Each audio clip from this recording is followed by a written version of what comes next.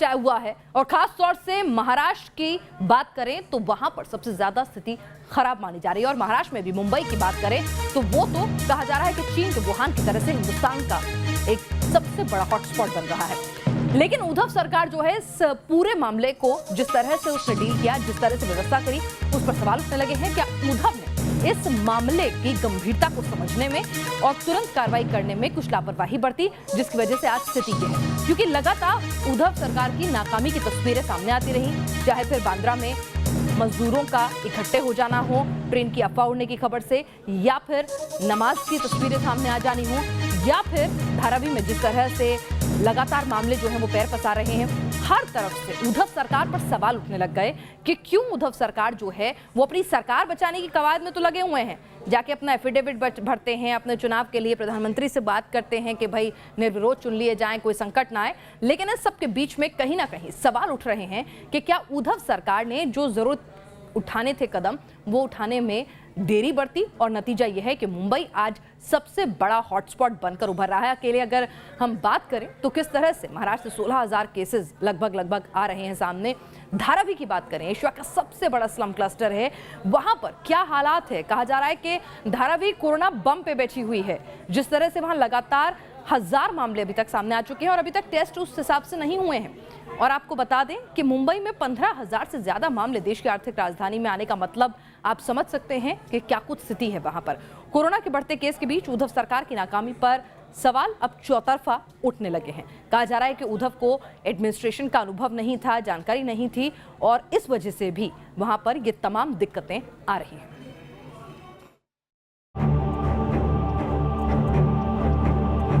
चमक दमक से भरी मुंबई के बीच मौजूद एशिया की सबसे बड़ी झुग्गी बस्ती यानी स्लम। मुंबई में मौजूद धारावी स्लम की तंग गलियों में कोरोना की आमद ने सबको डरा रखा है। कोरोना से मरने वालों का आंकड़ा लगातार बढ़ रहा है, लेकिन मुंबई में बसी एशिया की सबसे बड़ी बस्ती धारावी ने पूरे देश को डरा कर रखा हुआ है।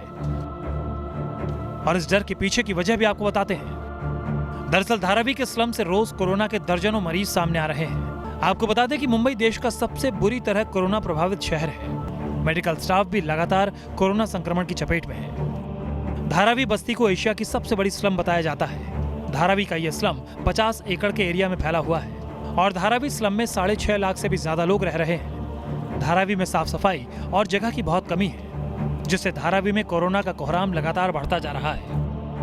महाराष्ट्र में लगातार बढ़ते कोरोना मरीजों को देखते हुए बीएमसी बड़ी तैयारी कर रही है। सूत्रों के मुताबिक मुंबई में क्रूज शिप को क्वारंटाइन सेंटर बनाने की तैयारी की जा रही है। समंदर में कोरोना संक्रमितों को रखने की तैयारी है, जिससे उनका सही तरीके से इलाज किया जा सके।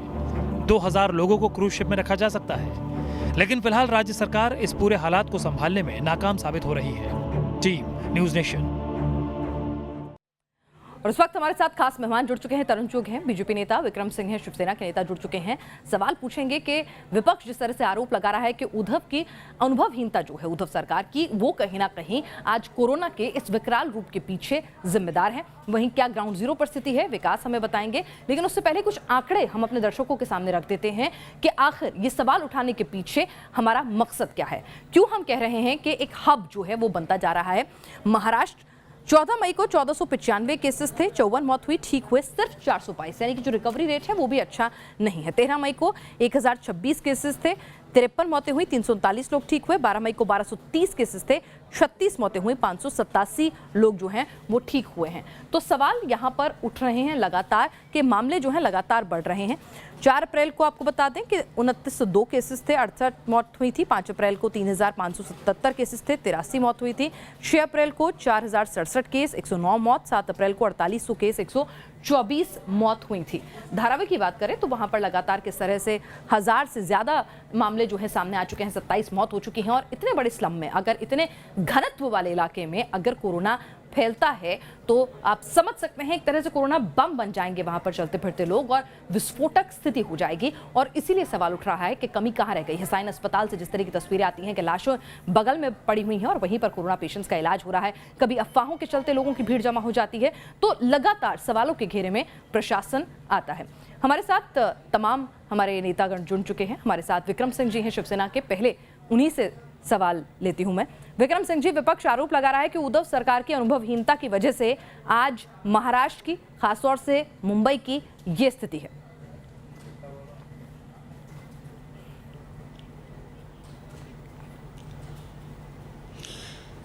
देखिए मैम, इसमें अनुभव वाली कोई बात नहीं है। सरकार बहुत ही जिम्मेदारी से अपने काम कर रही है और आप देख रहे हो कि हर जगह की भौगोलिक स्थिति अलग अलग होती है, हर शहर की बनावट अलग होती है। मुंबई क्योंकि बड़ा शहर है, यहाँ क्षेत्रफल के हिसाब से आबादी ज़्यादा है, स्लम एरिया ज़्यादा हैं, लेकिन फिर भी यहाँ पे आप देख रहे हो वर्ली के अंदर NSCI कॉम्प्लेक्स में 400 बेड का हॉस्पिटल बनाया, 150 बेड का भी और तैयार हो जाएगा, 40 बेड का ICU सेंटर वहाँ पे बन रहा है। तो कोई भी इंतजाम में कोई कमी नहीं छोड़ी जा रही है। बहुत सी टीमें लग रही हैं, अलग अलग चीज़ों को संभाल रही हैं, स्वयं सेवा संस्थाएं लग रही हैं, भोजन की व्यवस्था की जा रही है। तो कहीं पे भी मैं समझता हूं कि इसमें कोई भी अनुभव या सरकार की किसी तरीके से कोई जिम्मेदारी कहीं से कम नजर आ रही हो। मैं नहीं समझता इन सब चीजों को, पे भीड़ जमा हो जाती है कोरोना में, जब सोशल डिस्टेंसिंग की बात होती है। प्रवासी मजदूरों की क्या स्थिति होती है, सड़कों पर ही किसी से छिपी नहीं रहती है। उसके बाद जिस तरह से मामले लगातार मुंबई से सामने आते हैं, तो सवाल तो फिर उठने लाजमी हो जाते हैं ना, कि जब आपको पता है कि आपकी भौगोलिक स्थिति, घनत्व जनसंख्या का आपके हक में नहीं जाता है, तो और ज्यादा मुस्तैद होना था।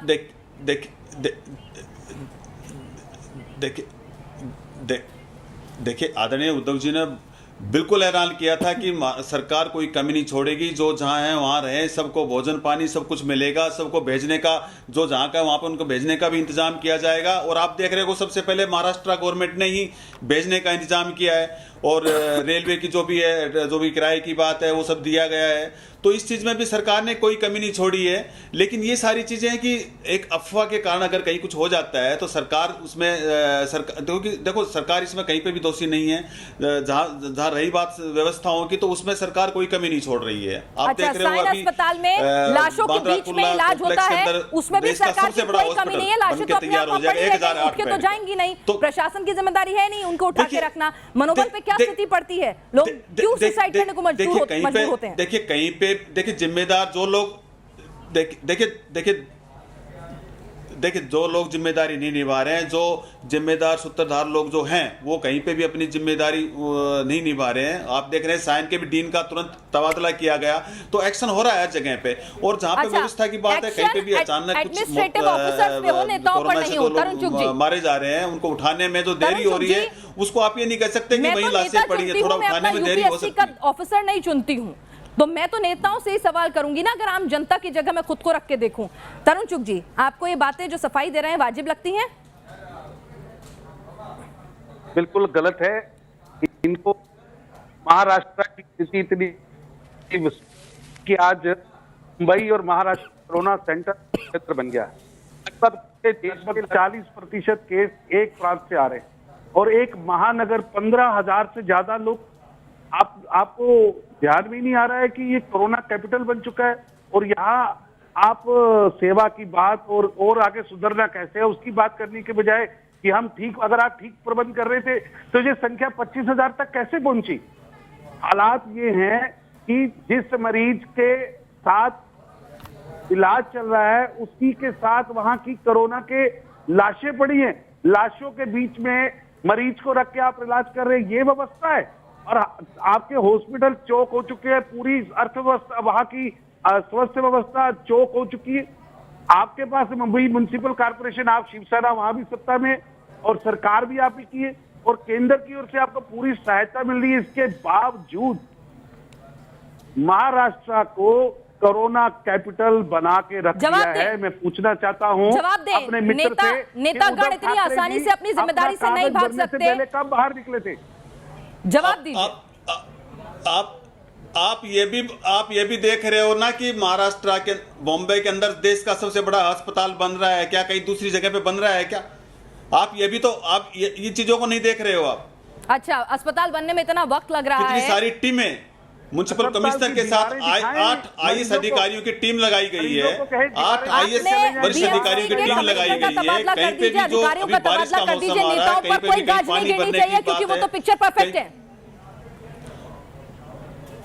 मेरा इनसे निवेदन है, सिर्फ अधिकारियों के तबादले क्यों, नेताओं के इस्तीफे क्यों नहीं? देखिए सरकार अपनी जिम्मेदारी से कहीं कोई कमी नहीं छोड़ रही, सरकार अपनी जिम्मेवारी से कोई कमी नहीं छोड़ रही है। आप देख रहे हो कि देश के अंदर सबसे बड़ा अस्पताल 1008 बेड का, आप देखो वो कहीं पे बन रहा है क्या? अरे भाई साहब, अभी तो आपको रेस कोर्स के अंदर एक instant हॉस्पिटल relief बन रहा देना है, है। वल्ली रेस कोर्स है, उसके अंदर एक तत्कालीन अस्पताल relief भी तैयार हो जाएगा। आप तो ये अभी सारी मरीज व्यवस्था को सब जिसको सरकार कोरोना कर रही है। हुआ, उसको अगर हॉस्पिटल की सरकार बिल्डिंग नहीं नहीं दिखा कर रही होती सकते। तो कैसे बन उसको पाते? दवा क्या दे रहे हैं वो बताइए। ये सब आरोप लगाने से आप ये देखो बताइए, देश के अंदर दूसरी मुख्यमंत्री जगह पे जी ने कहीं ऐसा कुछ हो रहा हो तो लोग पिछले कितने 40 दिनों में कोई बैठक कोरोना को समाप्त करने के लिए की है क्या? मुख्यमंत्री जी अपने कागज भरने के अलावा अपने घर से पिछले 40 दिन से बिल्कुल किए, एक बार के लिए बिल्कुल बाहर किए, आए हैं। 8 बिल्कुल उनका किए, बेटा 40 दिन से एक दिन के लिए, एक घंटे के लिए, म्युनिसिपल एक मिनट कमिश्नर के साथ 8 IAS अधिकारियों की टीम लगाई गई है। 8 आप तो वहाँ उपस्थित नहीं है। क्वारंटाइन आपकी टीम के सरकार तो प्रबंधन के लिए रिमोट अलग कंट्रोल टीम से लगाई कहीं और गई से है, चल रही जिसको है। अश्विनी सरकार के मुखिया भिड़े जी को देख रहे सुधरता हैं। नहीं है। सरकार के संजीव मुखिया को जायसवाल जी जानकारी नहीं है। संजीव जायसवाल जी को अलग लगाया गया है, आप जो अपने पूरे घर के सारे अंदर स्वयं बैठे सेवा हैं, संस्थाएं आपके उनको देख रहे हैं, मुख्यमंत्री के भोजन आवास पानी के बाहर चाय खाने वाले का को सारा कोरोना हो रहा प्रबंध है। जो है वो सारा कुछ वो मुख्यमंत्री देख आवास रहे में हैं। लगे डॉक्टर, सुरक्षा नर्स, कर्मचारियों को बेड, कोरोना हो रहा PPE है। किट, मुख्यमंत्री घर के अंदर कैद सैनिटाइजर, है। इन सब का प्रबंध के लिए उनके लिए अलग लगाए हुए अलग अलग एक बात जिम्मेदारियां दी गई हैं, बताइए, सिस्टमेटिक ढंग से काम हो रहा है। आप कैसे कह रहे हो कि मीटिंग नहीं की है? आप कैसे कह रहे हो? आप ऐसे आरोप लगा रहे हो? ये ऐसे आरोप लगाना क्या सही है? ठीक है, आप शर्म आरोप आनी लगते चाहिए। हैं ना। नहीं, शर्म आपको नहीं आनी चाहिए कि जब मुंबई जो है कोरोना कैपिटल बनता जा रहा है, साइन अस्पताल में लाशों के साथ मरीजों का इलाज चल रहा है, तब शर्म नहीं आनी चाहिए। जब आपके राज्य में अफवाहें उड़ती हैं और उसके बाद बांद्रा पे हजारों की तादाद में मजदूर इकट्ठा हो जाते हैं, आप उसको रोक नहीं पाते, तब शर्म नहीं आनी चाहिए। जब लगातार सवाल उठते हैं कि अपने निर्विरोध चुनाव के लिए तो आप फोन खटका देते हैं, लेकिन मदद के लिए आप फोन नहीं खटकाते हैं, तब आपके राजनीतिक इक्वेशंस आड़े आ जाते हैं, तब कोई शर्म नहीं आनी चाहिए। अधिकारियों के इस्तीफे हो जाते हैं क्योंकि उनके इस्तीफे लेना आसान है, नेताओं के ऊपर कोई गाज नहीं गिरनी चाहिए, तब भी किसी को कोई शर्म नहीं आनी चाहिए। विकास मेरे साथ इस वक्त जुड़ चुके हैं, विकास ग्राउंड जीरो पर मौजूद है। वो खुद कोरोना पॉजिटिव पाए गए थे, कोरोना की लड़ाई लड़कर वो आए हैं और लगातार ग्राउंड जीरो से रिपोर्ट देते रहे थे। विकास, आपने तो ग्राउंड जीरो की हकीकत देखी है। क्या शिवसेना के नेताओं की तमाम बातें कि सब कुछ पिक्चर परफेक्ट है, क्या सही है? लेकिन सारी चीजें अवेलेबल हैं नए अस्पताल बनने के लिए। अच्छा, सारी पीपीई किट अवेलेबल है। फिलहाल देखिए, मैंने इस रोज को, इस महामारी को भी करीब से देखा है और महामारी से पैदा हुए इतने सारे सुरक्षा कर्मियों को कोरोना पॉजिटिव हो जाते हैं और भी स्टेट के सुरक्षा बल जो हैं वो लगे हुए हैं कोरोना ड्यूटीज में, वहां पर ये रेशो नहीं है। कहीं ना कहीं कुछ तो कमी रही होगी ना। विकास, पहले आप जरा ने आंकड़े और वास्तविक स्थिति जो है वो बता दीजिए, क्योंकि ये लोग घर से कितना बाहर निकल रहे हैं हमें नहीं पता, लेकिन हमारे रिपोर्टर्स जो हैं वो चप्पे चप्पे पर नजर रखे हुए हैं। बिल्कुल फिनाज, देखिए इस महामारी से मैं खुद लड़कर आया हूं। मेरा रिपोर्ट पॉजिटिव आया था, अब मैं नेगेटिव हो चला हूं, लेकिन अब मैं लड़ रहा हूं इस महामारी से पैदा हुए हालात को लेकर। मुंबई जिस तरीके से कोरोना कैपिटल बनती जा रही है, आश्चर्य इस बात का है और दुख भी इस बात का होता है कि ये वो शहर है जो कि एक अंतर्राष्ट्रीय शहर होने का दावा करता है। ये वो शहर है जो दावा करता है कि ये सबसे ज़्यादा टैक्स की अदायगी करता है, लेकिन बावजूद इसके संसाधनों की कमी, स्वाभाविक तौर पर महाराष्ट्र की उद्धव ठाकरे सरकार के प्रशासनिक कुशलता पर सवाल उठाने के लिए काफ़ी हैं। जिस तरीके से हर मोर्चे पर ये सरकार विफल नज़र आती है, जिस तरीके से आंकड़े लगातार बढ़ते जा रहे हैं, स्थिति गमगीन बनी हुई है, इसके बावजूद कहीं से भी किसी भी किस्म का निदान निकलते नहीं दिख रहा है। उद्धव ठाकरे सरकार को अगर कटघरे में खड़ा किया जाए तो बिल्कुल गलत नहीं होगा। मैं कल के तस्वीरों की बात करना चाहूँगा पिनाज, यहाँ पर जो तस्वीरें काफ़ी डराने वाली थी, मुंबई के नागपाड़ा इलाके से आई थी। एक मामूली सी अफवाह की वजह से वहाँ पर तकरीबन 500 परप्रांतीय मजदूरों की भीड़ इकट्ठा हो गई थी। हम इस समय बात करते हैं सोशल डिस्टेंसिंग की, लेकिन ऐसे वक्त में मुंबई में अगर इस किस्म के वाक़ये होते हैं जहां पर एक मामूली सी अफवाह जिसमें यह बता दिया जाता है मजदूरों को कि सिर्फ आधार कार्ड आप दिखाइए, आपको ट्रेन में सफ़र करने दे दिया जाएगा, और ये सुनते ही कई मजदूर जो है मुंबई के एक इलाके में इकट्ठे हो जाते हैं और उस भीड़ को काबू में करने में पुलिस को घंटे लग जाते हैं। ये बात ये बताती है कि महाराष्ट्र की उद्धव ठाकरे सरकार ने बांद्रा की घटना से कुछ भी सबक नहीं लिया है। बांद्रा की घटना में हमने देखा कि कुछ असामाजिक तत्वों ने गलत अफवाह फैलाकर मजदूरों को बरगला कर एक जगह पर इकट्ठा कर दिया था और उस स्थिति को काबू करने में कितनी दिक्कत पेश आई थी। तो ऐसी स्थिति को काबू में करने में आखिर पूरे देश से मजदूर आ रहे हैं, लेकिन महाराष्ट्र सरकार ने फिर भी सबसे जो पहल की वो महाराष्ट्र सरकार ने की है। ट्रेन से भेजने का जो काम सबसे पहले किया वो महाराष्ट्र सरकार ने किया है। सबसे पहले महाराष्ट्र सरकार ने किया। 25,000 लोगों को आपने कोरोना होने दिया। इनको आपने अच्छा। प्रबंध नहीं किए। NSCI आज सेंटर देश में जो की हॉस्पिटल बन रहा है उनको आर्थिक दिखाई नहीं दे खतरे में रहा। है। रेस और कोर्स में जो अस्पताल बन रहा है उनको दिखाई नहीं दे कब तक बनता रहेगा? कुल्ला हम बांद्रा 3 महीने पहले से आ रहे हैं। कुल्ला बांद्रा कॉम्प्लेक्स में जो 3 सबसे बड़ा महीने देश से का आ रहे सबसे बड़ा जो हैं, कितना अस्पताल वक्त होगा उनको लगाएंगे दिखाई बन नहीं दे रहा रहा। होने में? बन रहा मुंबई को कब तक आप रहेगा? कोरोना बन की गया देखिए, है, कब होगा? देखिए पूरा देश ये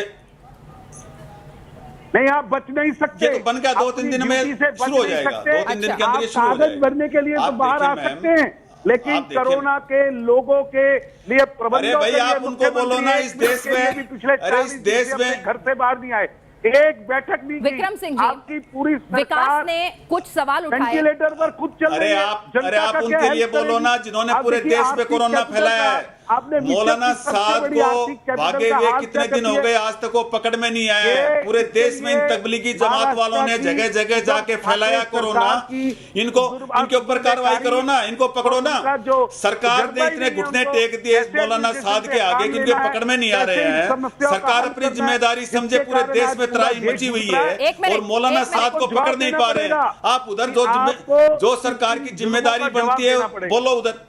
आपकी क्या जिम्मेदारी बनती है मुझे आप बताओ। चलो, आपने उनसे सवाल पूछ लिया, मैं उससे जवाब ले लूंगी, लेकिन मैं आज देश की आर्थिक राजधानी मुंबई पर बात कर रही हूं, देश के उस राज्य पर बात कर रही हूं जहां पर सबसे ज्यादा कोरोना पॉजिटिव केसेस हैं।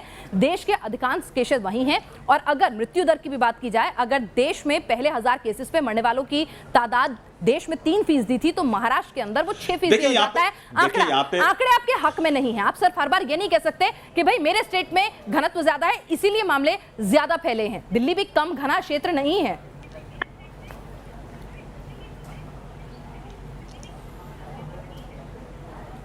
देखिए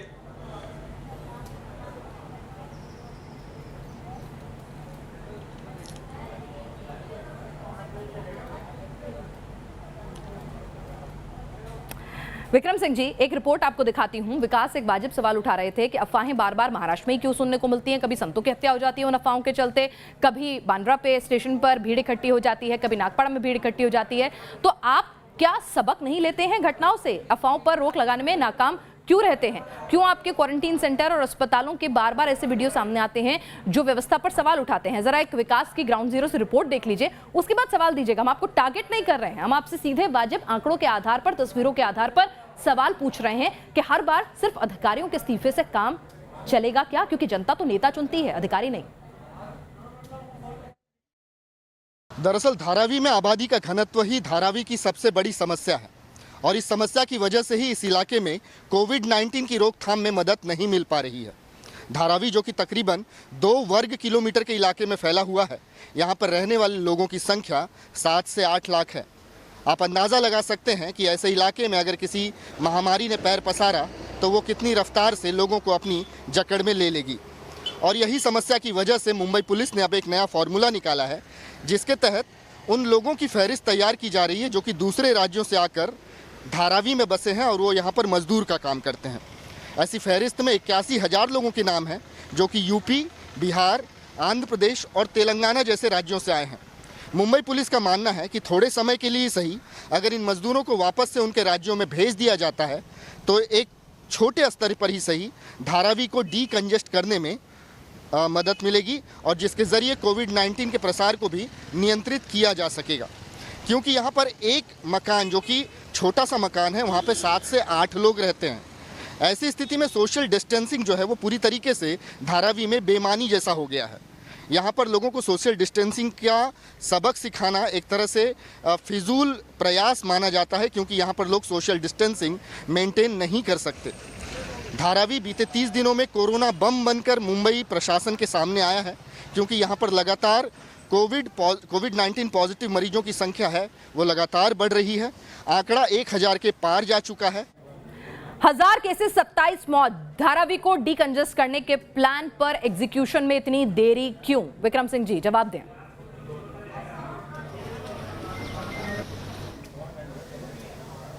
मैम, मैं तो आपसे पहले ही कह रहा हूँ कि आबादी के क्षेत्रफल के हिसाब से आबादी ज़्यादा है और स्लम एरिया भी है बॉम्बे में के अंदर ज़्यादा है क्योंकि पहले की सरकारों ने इनका कुछ समाधान किया नहीं था।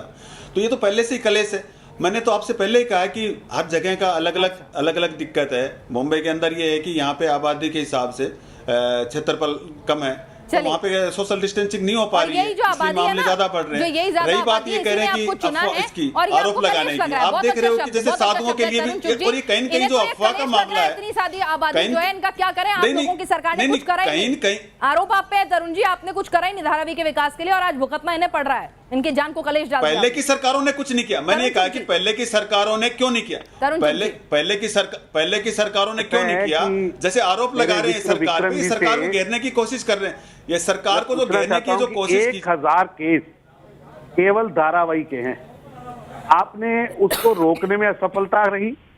आपका जो ये कहना है कि वो बहुत गहन क्षेत्र है, मैं बाकी 1000 तो बहुत चैलेंज है हमारे लिए। आप उसको सील कर सकते हैं, आप उसको सामाजिक दूरी बनाने के लिए वहां फोर्सेस लगा सकते हैं, लेकिन इसके अलावा भी प्रश्न है। 24,000 लोग पूरे महाराष्ट्र में हो गए, बाकी वो कैसे हो गए? वो आप प्रश्नों का उत्तर नहीं, वो आपके प्रबंध ना करने के कारण। विक्रम सिंह जी, और शायद आप लोगों भूल को गए एजुकेट कि नहीं कर पहले पाए, वाली उसके सरकार कारण में आप नंबर भी थर्ड, बराबर के आपको आज भागीदार थे। जनता को आपकी अगर ये सब आपके नहीं होता तो सहयोग से केसेस ही बहुत बढ़ सरकार चल रही जाते। थी। अगर ये सब नहीं होता, विक्रम सिंह जी, आप भूल गए शायद, आपके जनता को सहयोग से ही आपको सरकार चल बताना रही थी, पड़ेगा फडणवीस सरकार भी। कि आज अगर आप 25,000 इनको निशाने पर केस लेना कैसे हो चाहते गए? हैं तो उंगलियां आप पर भी आपने उठेंगी। पूरे आप क्या देश कर रहे के थे उस अंदर सरकार जब में? लॉकडाउन चल रहा था, उस लॉकडाउन का प्रयोग महाराष्ट्र की सरकार ने नहीं किया, क्योंकि महाराष्ट्र नहीं के जो व्यक्ति सरकार में हम मुख्यमंत्री सहयोगी बने, थे, उन्हें राजनीतिक लेकिन रूप से सरकार कोई के अंदर तजुर्बा देखिए नहीं देखिए था। क्या होता उनको है कि कभी सरकार के अंदर जब चलाने यही का चीजें थी तो तजुर्बा तभी नहीं तो था। अभी वो सहयोग अपने घर अभी के सहयोग में अंदर सरकार नहीं चुपचाप बनाई। बैठकर अगर ये सारी आराम चीजें से मांग थी, इन्हीं सब 5 चीजों की स्तर में डिमांड थी, बैठकर अगर इसी सरकारें तरीके से नहीं काम चलती, जो इनको पता था और नहीं वो- करना, अच्छा, तभी तो इस सरकार ने बार साथ की किया। सरकार में अगर कुछ भी गलती आती है तो और एनसीपी कांग्रेस की जिम्मेदारी नहीं होगी, सारी गलती सिर्फ और सिर्फ शिवसेना की होगी, क्योंकि शिवसेना बीजेपी के काल में कामकाज नहीं हुआ तो उसकी भी जिम्मेदारी लेने को तैयार नहीं है। वो तो कह रही है हम तो सिर्फ सहयोगी थे। तो क्या जिम्मेदारी सिर्फ और सिर्फ आपकी बनेगी? एनसीपी को, कांग्रेस को बिल्कुल हम क्लीन चिट दे देंगे। इस तमाम लापरवाही के लिए सिर्फ और सिर्फ क्या उद्धव ही जिम्मेदार होंगे? ये भी सोच लीजिएगा। फिलहाल आप इस चर्चा में शामिल हुए, आपका बहुत बहुत शुक्रिया। इस खास पेशकश में इतना ही।